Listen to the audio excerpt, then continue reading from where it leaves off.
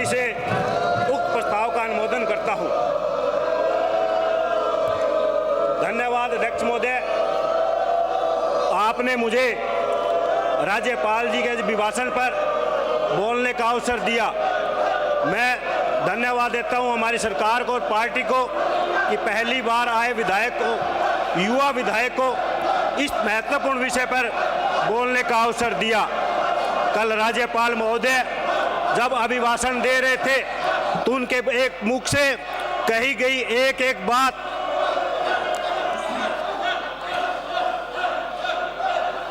राजस्थान सरकार ने जो पिछले 3 वर्षों में जन कल्याणकारी योजनाएं चलाई, राजस्थान की जनता को आगे बढ़ाने का जो कार्य किया, किस तरह से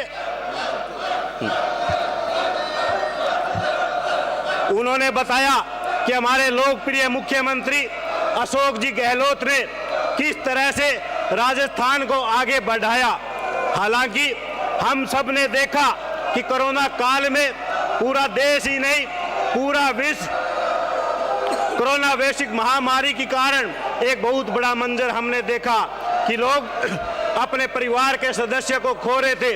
उस आपदा में हमारे मुख्यमंत्री अशोक जी गहलोत थे जो जानते थे कि इस आपदा के समय में किस तरह से उस चुनौतियों का सामना किया जाए, किस तरह से सभी वर्गों को साथ लेकर, सभी जाति और धर्मों को साथ लेकर उस चुनौतियों का सामना किया। हालांकि उस चुनौतियों का सामना करने के लिए किसी के पास अनुभव नहीं था, लेकिन ये लोकप्रिय मुख्यमंत्री अशोक जी गहलोत ही थे तो जानते थे कि किस तरह से उनका सामना किया जाए। माननीय अध्यक्ष महोदय, कोरोना वैश्विक महामारी के कारण पूरे देश में हाहाकार मचा हुआ था, जहां बीजेपी के लोग ताड़ी और थाड़ी बजाने का काम कर रहे थे। हमारे लोकप्रिय मुख्यमंत्री जी ने दवाइयों की इतनी अच्छी व्यवस्था की कि कोरोना काल वैश्विक महामारी के कारण पूरे राजस्थान के अंदर एक समुचित व्यवस्था का प्रावधान किया गया, क्योंकि गहलोत साहब जानते थे कि हमें राजस्थान के नागरिकों को जीवन भी बचाना है और उसकी आजीविका की भी चिंता हमारे लोकप्रिय मुख्यमंत्री अशोक जी गहलोत कर रहे थे। जब कोविड टीकाकरण, इस रेमडेसिविर इंजेक्शन की भाजपा के राज्यों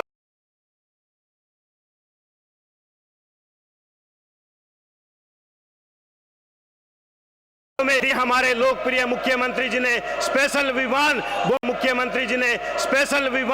मुंबई भेजकर जीवन रक्षकियां मंगाई गई और निःशुल्क उन दवाइयों का वितरण कर राजस्थान के करोड़ों लोगों की जनता का इलाज करने का काम किया। ये मुख्यमंत्री जी थे और हमारे तत्कालीन चिकित्सा मंत्री थे कि पूरे राजस्थान में CSC और PSC लेवल तक कोरोना वैश्विक महामारी मरीजों का इलाज करने के लिए चिकित्सालय में सुविधाएं मुहैया कराई गई।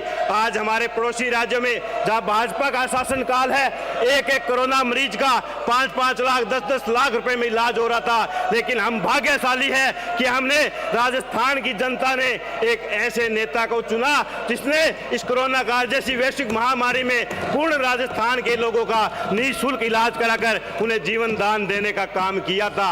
और चिकित्सा व्यवस्था को इतना मजबूत किया गया कि जहां पूरे राजस्थान में 6000 ऑक्सीजन बेड थे, आज पूरे राजस्थान में 28,000 ऑक्सीजन बेड की व्यवस्था की गई है। 12,000 से ज्यादा ICU बेड की व्यवस्था की गई है। पूरे जिले के अंदर मेडिकल कॉलेज की सौगातें हमें दी जा रही है। ऐसा सपना हमारे मुख्यमंत्री जी का था।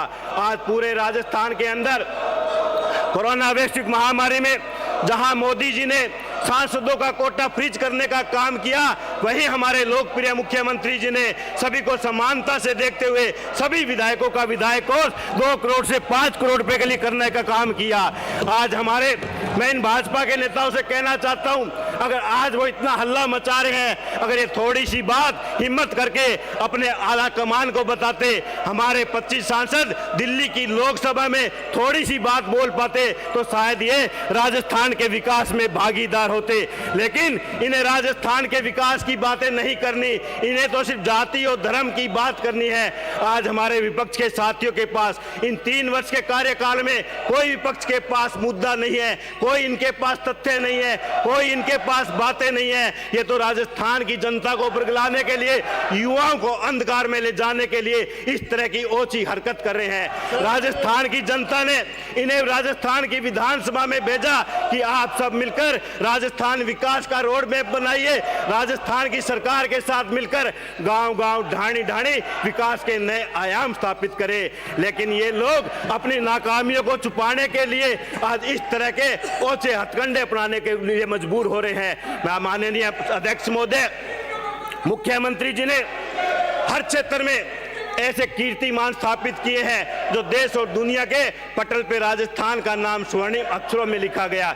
चाहे हम बात शिक्षा की करें, हमारे मुख्यमंत्री जी ने और तत्कालीन शिक्षा मंत्री जी ने शिक्षा में एक ऐसा नवाचार किया, क्योंकि बाबा भीमराव अंबेडकर जी ने कहा था शिक्षा वो शेरनी का दूध है जो जितना पिएगा वो उतना दहाड़ेगा। लेकिन भाजपा शासनकाल ने 20,000 स्कूलों को बंद करने का काम किया, लेकिन हमारी सरकार चाहती थी कि गरीब परिवार का बच्चा इस विद्यालयों में पढ़े, आगे बढ़कर हमारे समाज और क्षेत्र का और देश का नाम रोशन करे। इसमें नवाचार करते हुए, क्योंकि गरीब का बच्चा का सपना था कि क्या वो कभी अंग्रेजी माध्यमिक विद्यालय में जाएगा, क्योंकि आज प्रतिस्पर्धा के दौर में प्राइवेट विद्यालयों में फीस भारी भरकम ली जा रही थी। गरीब परिवार का बच्चे को सपना पूरा करने के लिए हमारे मुख्यमंत्री जी और तत्कालीन शिक्षा मंत्री गोविंद जी डोटासरा एक नवाचार करके लाए और पूरे राजस्थान में अंग्रेजी माध्यमिक विद्यालय खोलने की सौगात दी और हमारे गरीब परिवार के बच्चे का सपना साकार हुआ। उन्होंने ऐसे नवाचार किए,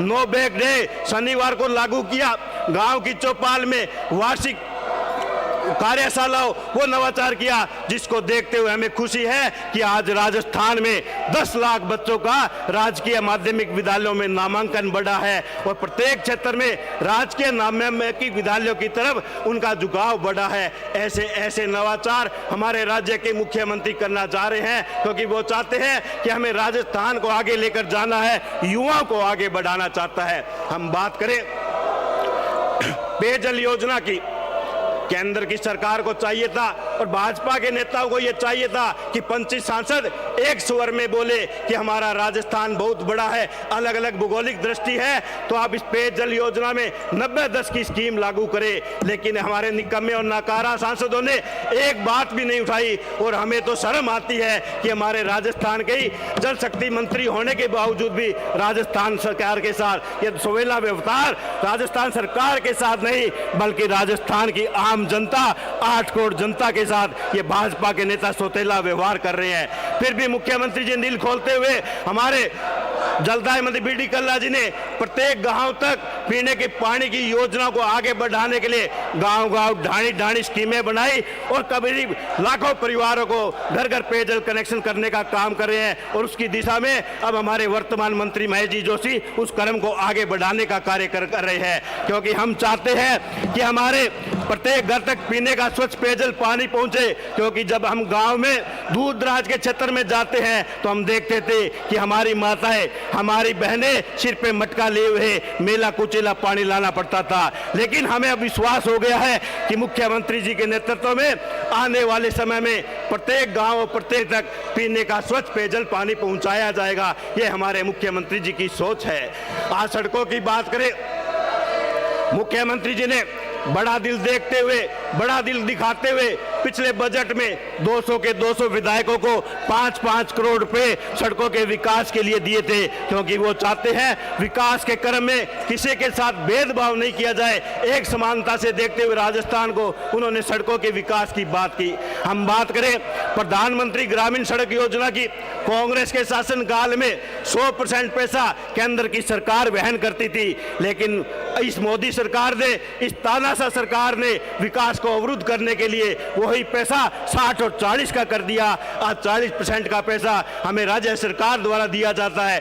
फिर भी मुख्यमंत्री जी ने गांव की जो भी वंचित सड़कें थी उसको बनाने का काम किया। मैं आपको बताना चाहता हूं कि पूर्व का जो बजट पेश किया गया था, इन्हीं हमारे विपक्ष के नेताओं ने ये कहा था कि ये तो चुनावी बजट है, ये पैसा कहां से आएगा, ये घोषणाएं पूरी कैसे होगी। लेकिन आज इनके पेट में दर्द इसलिए हो रहा है माननीय अध्यक्ष महोदय कि हमारे मुख्यमंत्री जी ने पहली बार हुआ कि बजट घोषणा के साथ साथ विपरीत परिस्थितियों में भी और विकट स्थितियों में भी उन घोषणाओं को धरातल पे उतारा और जो क्षेत्र में कामों की घोषणा की गई थी उस कामों को पूरा करने का काम किया। पैसा कहां से आया, कैसे आया, ये तो हमारे जादूगर मुख्यमंत्री जी जानते हैं, लेकिन हमें खुशी इस बात की है कि हमारे विधानसभा क्षेत्रों में काम अच्छी तरह किया है। मैं कहना चाहता हूं कि साथ चलने का इरादा जब जवान हो जाएगा, आदमी आदमी से मिलकर कारवां हो जाएगा। तू भी रख किसी के पांव के नीचे थोड़ी सी जमीन, तू भी नजरों में किसी के आसमां हो जाएगा। माननीय अध्यक्ष महोदय, इन 3 वर्षों में एकदम विपरीत परिस्थितियों में, विकट स्थितियों में हमारे मुख्यमंत्री जी और तमाम मंत्री महोदय ने मिलकर राजस्थान के लोगों को एक नई सौगात दी है। राजस्थान के 8 करोड़ लोगों का और पूरे राज्य का उन्होंने विश्वास जीता है कि किस तरह से विपरीत परिस्थितियों में हमने राजस्थान के नागरिकों को अकेले नहीं छोड़ा, उनके भरोसे नहीं छोड़ा, पूरी सरकार उनके साथ कंधे से कंधा मिलाकर चली थी। भाजपा सरकार ने जो हिटलर शाही के कदमों पे चलना चाहती है, जो तानाशाह रवैया अपनाना चाहती है, जो ब्रिटिश काल के शासनकाल को दोहराना चाहती है और पूरे देश की जनता को इस कोरोना काल में जोकोरने के लिए छोड़ दिया था। हालांकि उन्होंने कागजों में तो एक बहुत बड़ा ऐलान किया था, लेकिन वो किसी गरीब के घर तक एक पैसा नहीं पहुंचा था। हम धन्यवाद देते हमारे मुख्यमंत्री जी को, जिन्होंने लगभग 35 लाख परिवारों को 5,500 रुपए के हिसाब से प्रत्येक परिवारों को आर्थिक सुविधाएं पहुंचाई, जिससे कि उनको संबल मिला। जो कोरोना काल के दौरान उसके रोजी रोटी छिन गई थी, उनको पूरा करने का काम किया। मुख्यमंत्री जी ने आह्वान किया कि इस त्रासदी में, इस आपदा में राजस्थान का कोई व्यक्ति भूखा नहीं सोएगा। इसके लिए उन्होंने आह्वान करके कहा कि हर, चाहे व्यापारिक संगठन हो, चाहे वो सामाजिक संगठन हो, चाहे वो धार्मिक व्यक्ति हो या जनप्रतिनिधि पार्टियों के हो, उन्होंने स्वयं कोरोना पीड़ित होने के बावजूद भी, हार्ट की सर्जरी होने के बावजूद भी 20-20 घंटे तक कोरोना उसमें वीसी के जरिए सबसे संवाद रखा और पूरे राजस्थान पे निगरानी की कि हमारे राजस्थान का कोई गरीब व्यक्ति भूखा तो नहीं सो रहा है। हमें खुशी है कि हम सब जनप्रतिनिधि उनके साथ कंधे से कंधा मिलाकर चले और प्रत्येक व्यक्ति तक, प्रत्येक घर तक खाना पहुंचाने का काम किया, क्योंकि हमारे मुख्यमंत्री जी की सोच यही है कि वो गरीब को गणेश और किसान को भगवान माने और पंक्ति के अंतिम छोर तक विकास पहुंचाए। आज ये भाजपा का चेहरा दोहरा चरित्र है, बात कुछ और करते हैं, अंदर कुछ और रखते हैं। आज वो पूंजीपतियों के घरानों की चिंता करते हैं, हम दो और हमारे दो की बात करते हैं। उन्हें न तो राजस्थान के विकास से मतलब, न वो केंद्र के विकास से मतलब। आज जो माननीय अध्यक्ष महोदय, आज हमारे साथी इतना हल्ला मचा रहे हैं। कुछ दिन पहले ही हमारे नेता प्रतिपक्ष ने बयान दिया था कि राजस्थान की रीट मामले में एसओजी एक शानदार कार्य कर रही है, लेकिन जैसे ये बयान मीडिया दिल्ली तक पहुंचा, दिल्ली से ऐसा दबाव आया कि 2 दिन बाद ही उनको उनके कदम वापस लेने पड़े। आज ये चाहते हैं कि युवाओं को नौकरी ना मिले, जिससे कि उनको बरगलाया जाए और कांग्रेस सरकार के खिलाफ उनका माहौल बनाया जाए। लेकिन मैं आपको कहना चाहता हूं, हमारे मुख्यमंत्री जी के नेतृत्व में हम सभी विधायक, सभी मंत्री यही चाहते हैं कि हमारे जो युवा बेरोजगार है उनको आगे बढ़ाया जाए। और मुख्यमंत्री जी ने एक बयान दिया था, शायद आपने, कोई गलती करेगा वो गलती सजा मांगती है, और मुख्यमंत्री जी ने एसओजी को जांच देकर पारदर्शिता दिखाई कि इसमें चाहे कोई भी दोषी हो उनको बख्शा नहीं जाएगा। और उन्होंने एक कदम और आगे बढ़ाते हुए L2 की इस परीक्षा को रद्द किया और आगे जाकर 30,000 पदों में बढ़ोतरी करते हुए वो चाहते थे कि हमारे युवा जो और बेरोजगार है उनको हम नौकरी मिले, और हम चाहे कहते हैं किसी साल में हम उनको नौकरी देंगे। आप चाहे कितना भी प्रयास कर ले युवाओं को भड़काने का, युवाओं को बरगलाने का, लेकिन देश का युवा, राजस्थान का युवा ये जानता है कि मोदी जी की 7 साल पूर्व की घोषणा कि हम प्रति वर्ष 2 करोड़ रुपए, 15 लाख रुपए देंगे, 2 करोड़ युवाओं को रोजगार देंगे, लेकिन 7 साल गुजरने के बाद भी आज तक उसका अता पता नहीं है। हमारे सांसद महोदय ने प्रत्येक विधानसभा क्षेत्र में एक एक गांव गोद लिया था, लेकिन आज हमें यह नहीं पता चला कि वो गांव गोद में ही है या चलने में लग गया है। आज हमारे क्षेत्र के सांसद क्षेत्र में जाने से कतराते हैं, वो जाने की हिम्मत नहीं कर पाते, क्योंकि उन्होंने 7 साल में राजस्थान की जनता के लिए कुछ नहीं किया। उन्होंने 7 साल में राजस्थान को पीछे भेजने का काम किया, चाहे हम उसमें रेल मार्ग की बात हो, चाहे वो सड़कों की बात हो या अन्य सुविधाओं की बात हो। 7 सालों में सांसद के खाते में एक भी विकास का क्रम नहीं गया है। रहा साहब उनका सांसद कोटे का पैसा, वो भी फ्रीज कर उनके अधिकारों पे हनन करने का काम इस तानाशाह मोदी सरकार ने किया है। आज सांसद महोदय एक भी गांव में जाने की हिम्मत नहीं रखते, वो सिर्फ दिल्ली में रहकर इधर उधर की बातें करते हैं।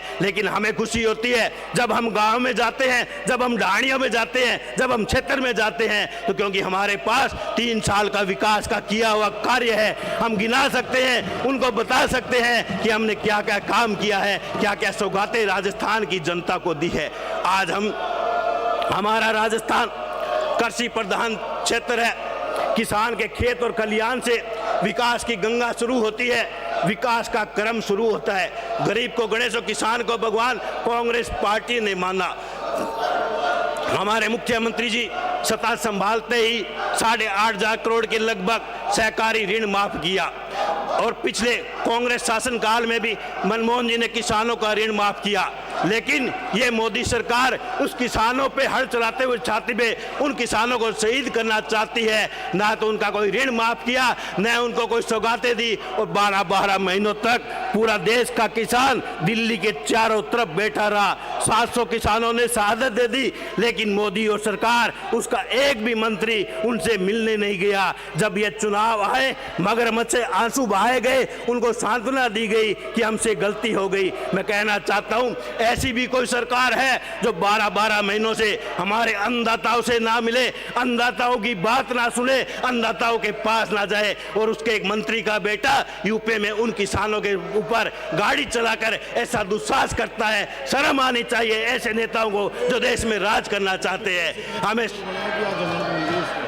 आज हमें बड़ी शर्म आती है कि हमारा देश का प्रधानमंत्री ऐसा और हमारे देश के नेता ऐसे हैं जिन्होंने विकास की बातें को बुलाकर उस देश को अंधेरे में ले जाना चाहते हैं। इस देश में गरीबी और अमीरी की खाई को खोदना चाहते हैं। इस देश को धर्म और जातिवाद पे लड़ाना चाहते हैं। इस देश में सेना के नाम पे वोट बनवाने का काम करते हैं। लेकिन देश का युवा, देश का किसान, देश का व्यापारी, देश का मजदूर अब जाग चुका है। उन्होंने समझ लिया कि हम ना तो झूठी बातों में आएंगे, न झूठी वाहवाही में आएंगे। हमने इस भाजपा का दोहरा चरित्र भी देख लिया है। अगर देश की कोई सेवा कर सकता है, 36 बिरादरी की कोई पार्टी है, किसानों की कोई सेवा कर सकता है, तो कांग्रेस शासनकाल है, कांग्रेस की पार्टी है जो 36 बिरादरी के बारे में सोचती है।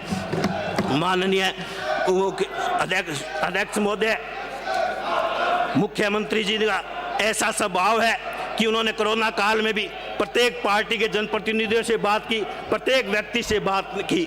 उन्होंने कभी ये नहीं सोचा कि ये विपक्ष है कि पक्ष है। उन्होंने सदैव विकास की बातें की, विकास के बारे में ही जाना। मैं कुछ कहना चाहता हूँ, जिंदगी की कठिनाइयों से भाग जाना आसान होता है, जिंदगी में हर पहलू इम्तिहान होता है। डरने वाले को नहीं मिलता कुछ जिंदगी में, लड़ने वालों के कदमों में जहान होता है, लड़ने वालों के कदमों में जहान होता है। कांग्रेस पार्टी का तो एक कार्यकर्ता लड़ाई लड़ता है, जंग जीतता है, क्योंकि कांग्रेस ने आज़ादी दिलाई है। कांग्रेस के हजारों नेताओं ने कुर्बानी दी है। भाजपा आरएस के नेताओं ने तो अपनी एक उंगली तक नहीं कटाई। उन्हें क्या पता आज़ादी का जश्न क्या होता है, उन्हें क्या पता गुलामी क्या होती है। लेकिन जिस पार्टी के नेताओं ने, जिसके परिवार के मुखियाओं ने जो बलिदान दिया हो, उसके परिवार के सदस्यों को पता चलता है कि आज़ादी, बलिदान, कुर्बानी क्या होती है। इन्होंने तो धोखे प्रेम से सदैव राज करना चाहा। इन्होंने तो सदैव भाई भाई को बांटने का काम किया।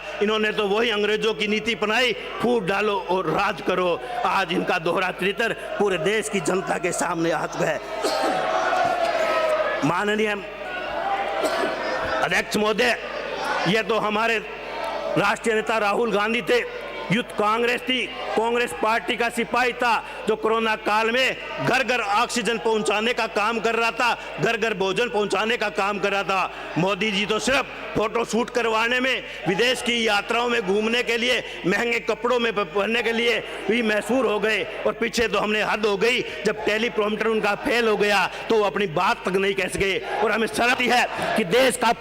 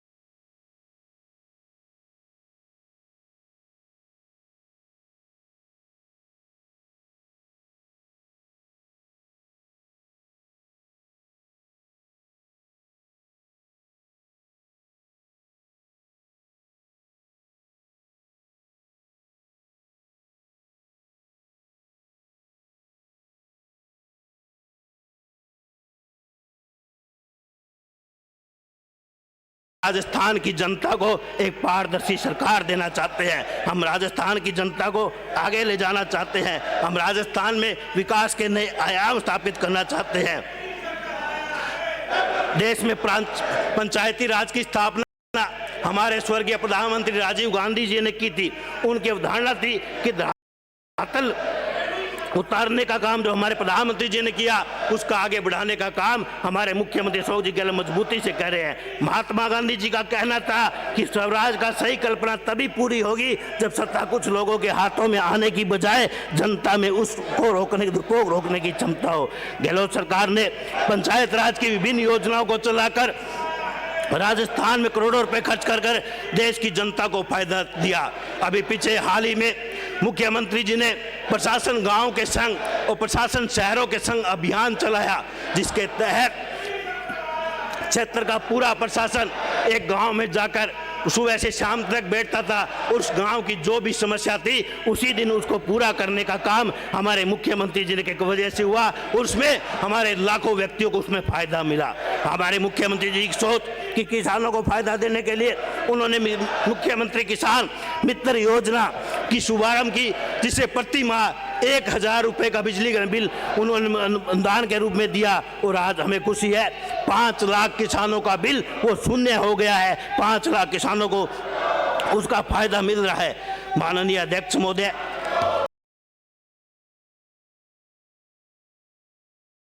किस किस क्षेत्र की मैं बात करूं, किस किस क्षेत्र के बारे में आप बताऊं, ऐसा कोई क्षेत्र हमारे मुख्यमंत्री जी ने छूता नहीं छोड़ा जिसमें कोई विकास के नए आयाम स्थापित ना हो।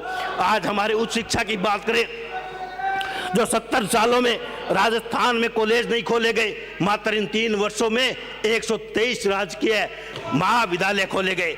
हमारे क्षेत्र की बहनें चाहती थी कि हमें भी सुरक्षित वातावरण मिले, एक अच्छा माहौल मिले। उनके लिए भी उन्होंने लगभग जिलों में एक महिला कॉलेज की भी सौगात दी, जिससे कि हमारी बहनें उच्च शिक्षा ग्रहण कर आगे बढ़ने का काम होगा। ऐसा कार्य हमारे मुख्यमंत्री जी ने किया है। मैं आपको बताना चाहता हूँ मुख्यमंत्री जी, अध्यक्ष महोदय, मुख्यमंत्री जी विकास को आगे ले जाने के लिए सभी के साथ समानता का व्यवहार करते हुए आगे ले जाने का काम किया है।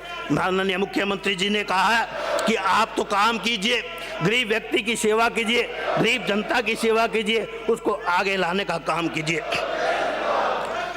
महामहिम राज्यपाल के उल्लेख में राज्य में पहली बार स्थापित शांति और अहिंसा प्रकोष्ठ को अपकोड कर शांति और अहिंसा निदेशालय बनाया गया। एक ऐसा निदेशालय जिसकी आज तहत आवश्यकता है। माननीय अध्यक्ष महोदय, महात्मा गांधी के सिद्धांत आज के समय कहीं ज्यादा प्रासंगिक है। युवा पीढ़ी में उसके प्रचार प्रसार के लिए इस निदेशालय की बहुत बड़ी भूमिका होगी। एवं इसके साथ ही राजस्थान सरकार ने शिलो की नीति जारी कर एक बड़ा कदम उठाया। शिलो की मुबारी से पुनर्वास एवं राहत के लिए नीति महत्वपूर्ण कदम होगा। मुख्यमंत्री जी जब जब भी सत्ता संभाली, मुख्यमंत्री बने, उन्होंने हर बार, चाहे वो मुख्यमंत्री निःशुल्क दवा हो, मुख्यमंत्री निःशुल्क जांच हो, और इस बार तो उन्होंने एक ऐतिहासिक कदम उठाते हुए मुख्यमंत्री चिरंजीवी बीमा योजना लागू की, जिसके तहत 5 लाख रुपए तक का आम मरीज का उसमें इलाज फ्री होगा। और आज बताते हुए हमें खुशी है कि लाखों लोगों ने, लाखों परिवारों ने, जो गरीब व्यक्ति है, उन्होंने 5 लाख रुपए बीमा योजना के तहत अपना निःशुल्क इलाज किया है।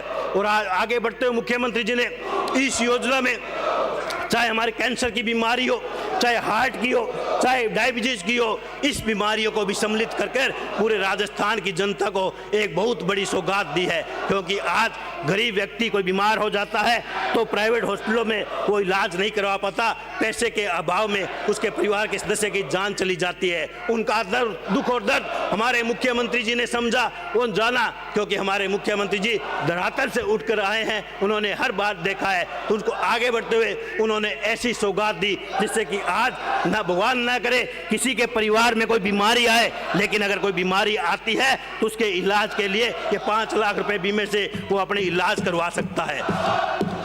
मैं धन्यवाद देता हूं हमारे मुख्यमंत्री जी को कि मुझ जैसे पहली बार विधायक बनकर आए, उसको इस महत्वपूर्ण पर दूसरे नंबर पर बोलने का दिया। ये कांग्रेस पार्टी है जो युवा विधायकों को आगे लाना चाहती है, लेकिन वो दूसरी तरफ भाजपा के नेता चुनिंदा ही नेता हैं जो हर बार हर क्षेत्र में बोलना चाहते हैं और युवाओं को पीछे ले जाने के काम करती है। मैं धन्यवाद देता हूं मुख्यमंत्री जी को कि उन्होंने युवाओं को समझते हुए, युवाओं की बातों को मानते हुए जो कठोर निर्णय लिए हैं, आने वाले समय में वो एक महत्वपूर्ण निर्णय साबित होंगे और युवाओं को आगे ले जाने का काम होगा। मैं एक बार पुनः आपका धन्यवाद देता हूं कि इस महत्वपूर्ण विषय पर आपने मुझे बोलने का अवसर दिया। धन्यवाद।